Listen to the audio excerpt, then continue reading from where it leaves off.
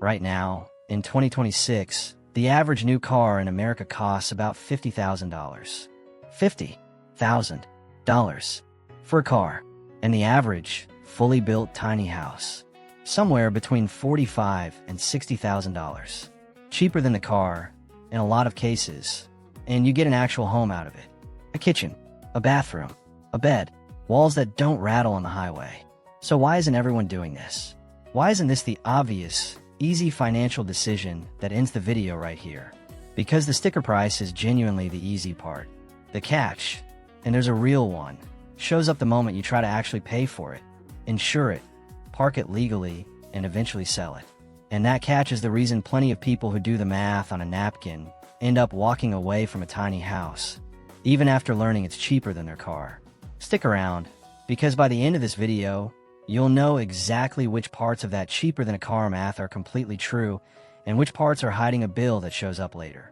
That last part alone could save you tens of thousands of dollars before you ever sign anything.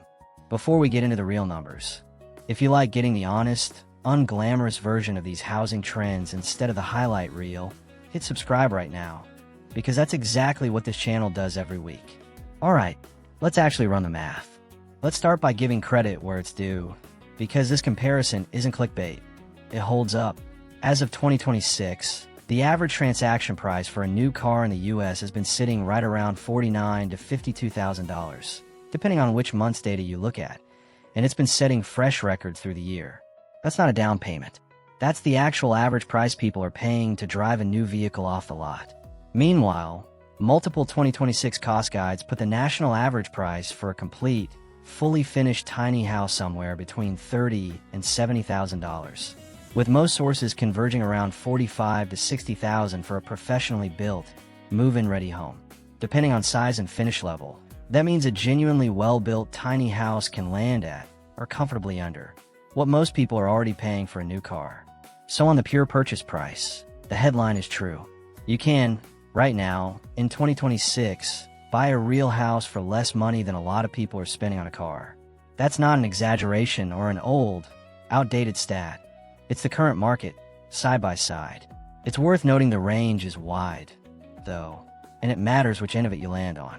Prefab tiny houses, built in a factory and shipped mostly finished, typically run around $150 to $250 per square foot. Fully custom builds, with a builder constructing everything from scratch to your exact specifications, can run $250 to $450 per square foot, which is genuinely more expensive per square foot than a traditional home, even though the total price tag ends up smaller simply because the house itself is so much smaller. That's an important nuance the cheaper than a car headline glosses over. You're not necessarily getting a better deal per square foot. You're getting a smaller total bill because you're buying far fewer square feet in the first place. Here's where things start to diverge, and it's the first real catch. Buying a tiny house and buying a car are financed in almost completely different ways, and the tiny house version is usually worse. When you buy a car, financing is simple and standardized. Auto loans are everywhere, terms are well understood, and even with today's higher interest rates, averaging somewhere around 9.5% on new car loans in 2026. The system is built specifically around vehicle purchases, and lenders compete hard for that business. A tiny house doesn't get that same treatment, and the reason comes down to one specific detail. Most traditional mortgage lenders require a permanent foundation, and many also have minimum loan amounts that can start around $50,000, which can be more than the entire cost of your tiny house. If your home is built on wheels, banks generally won't touch it with a standard mortgage at all, because legally, in the eyes of most lenders, it's closer to an RV than a house. That pushes tiny house buyers toward a different set of options. Personal loans, with interest rates that can range anywhere from around 3% for someone with excellent credit, all the way up to 36% for someone with poor credit.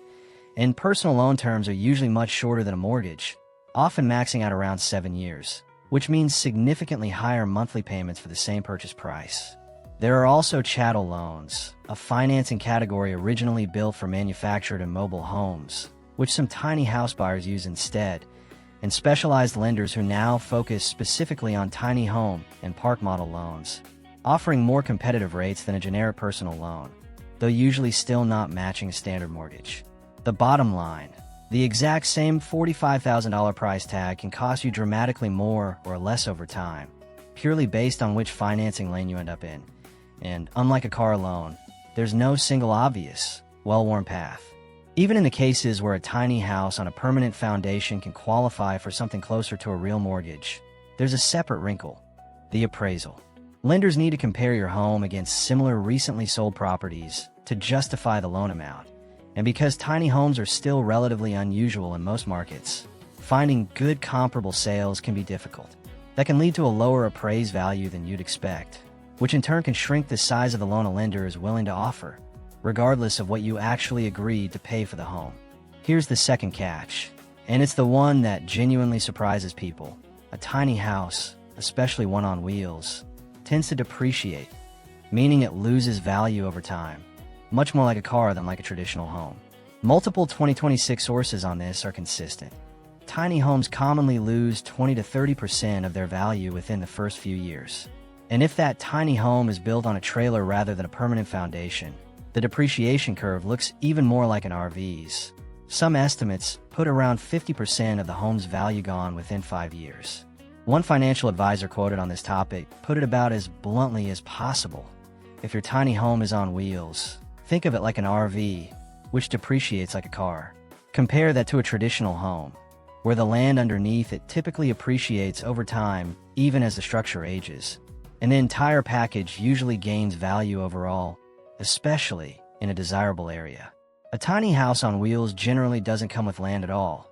You're either renting a spot or parking on land you separately own. So there's no land value quietly working in your favor while you own the home.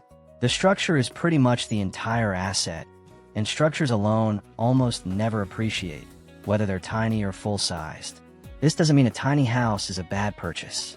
Plenty of owners aren't buying it as an investment vehicle in the first place. They're buying it to actually live in more cheaply than renting or carrying a full mortgage. But if part of your cheaper than a car math includes assuming you'll get most of your money back at resale, the data says to be genuinely careful with that assumption, because it behaves financially much closer to the car in this comparison than to a traditional house. There is some nuance here worth being fair about. Build quality genuinely matters. Tiny homes built with more durable materials, like steel framing and properly treated wood, tend to hold their value noticeably longer than ones built with cheaper plywood or particle board. Location matters too, in a smaller way than with a full-size home, but it's not nothing. A tiny home kept stationary in a desirable, well-managed community can hold value better than one that's been towed around and exposed to the wear of frequent moves. And broader demand cycles play a role. When interest in minimalist or off-grid living is rising, as it generally has been through the mid-2020s, tiny homes can hold or even gain value. When that interest cools off, values tend to soften along with it, the same way any niche market rises and falls with demand. Third catch: a car has a well-understood, standardized insurance and legal system behind it. A tiny house often doesn't, and that gap costs both money and flexibility. Tiny house insurance is available in 2026, typically running somewhere between $500 and $1,500 a year, but because tiny homes sit in a genuine gray area of real estate, not quite a standard house, not quite an RV, not quite a manufactured home, some owners end up needing more than one overlapping policy just to get full coverage, instead of the simple policy a regular homeowner or car owner would buy. Then there's zoning, which might be the single biggest hidden cost of all, because it's not really a dollar amount. It's a location restriction. Many jurisdictions still restrict exactly where a tiny house, especially one on wheels, is legally allowed to be lived in full-time, regardless of how well-built or how safe it is. That means part of the real cost of tiny house ownership is either finding land in a jurisdiction that already allows it, paying for a spot in a tiny house community that's already zoned correctly, or taking on real legal risk by parking somewhere your city or county hasn't actually approved. And underneath all of that sits the land question itself. Buying land nationally averages somewhere around $18,000 to $19,000 per acre, though that swings enormously by region, while renting a spot for your tiny house typically runs somewhere between $200 and $600 a month. Neither of those numbers shows up in the headline, "Tiny house costs less than a car" comparison, But neither one is optional, unless you already happen to own land where it's legal to park.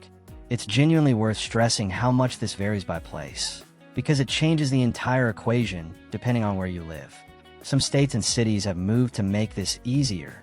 Expanded accessory dwelling unit rules, formal recognition of tiny homes on wheels as legitimate dwellings under specific park model construction standards, that kind of thing. Other cities still treat a tiny home on wheels essentially the same as an RV parked in a driveway, meaning full-time living there simply isn't legal no matter how nice the build is.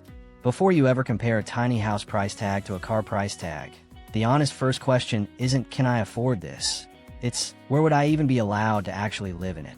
Beyond the big three, there's a long tail of smaller costs that genuinely surprise first-time tiny house buyers.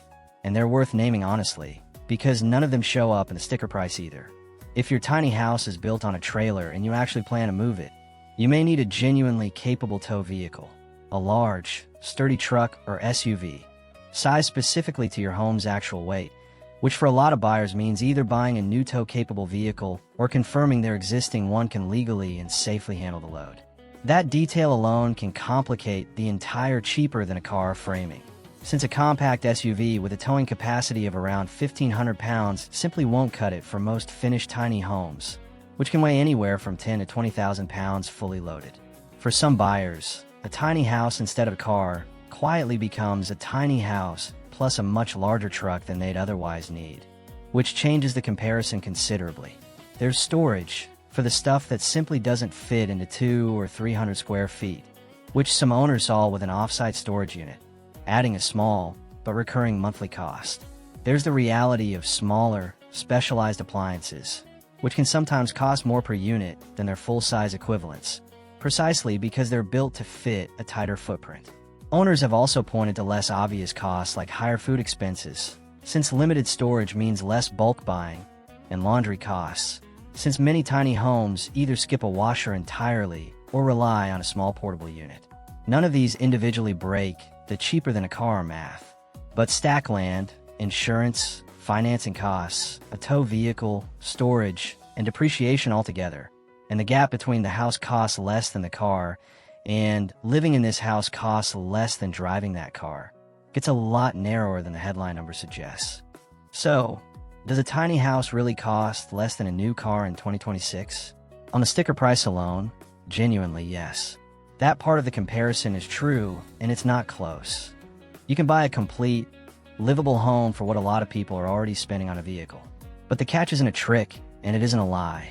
It's just everything that happens after the purchase. All the parts a car buyer never has to think about.